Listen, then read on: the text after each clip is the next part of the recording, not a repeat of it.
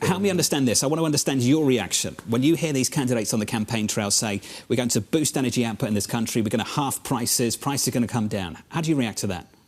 Well, I don't think we're going to be able to drop prices a lot. Oil and gas prices are set as a function of supply and demand. And so, you know, when you talk about halving prices, you'd have to massively increase production.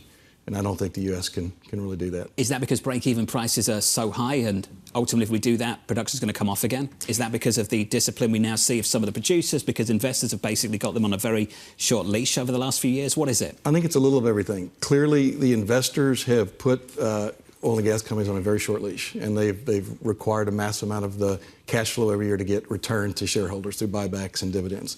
So that alone is going to be a bit of a dampening on being able to increase production.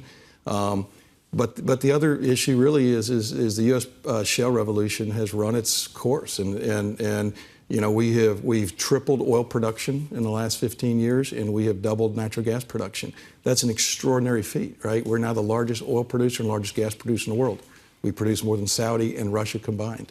So there's not a lot of gas left in the tank, I guess I would say, to be able to do that.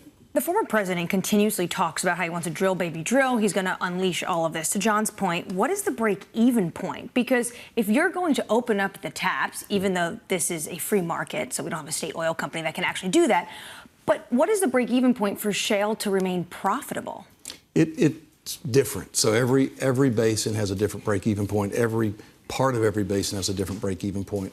But from our analysis at Quantum, we would say that for something below, say, $60, you know, we don't have a long runway of inventory left. And this is basically why in April of 2020, the former president actually had to come out and call Putin and Mohammed bin Salman so he can get prices higher, something U.S. presidents don't normally do.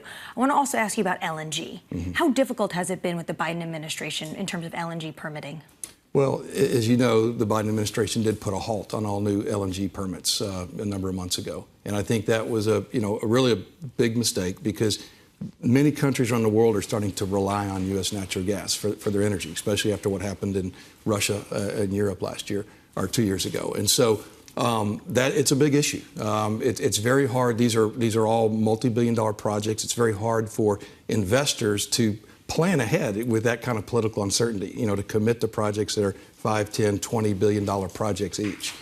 So it's put a big challenge on the U.S. LNG sector.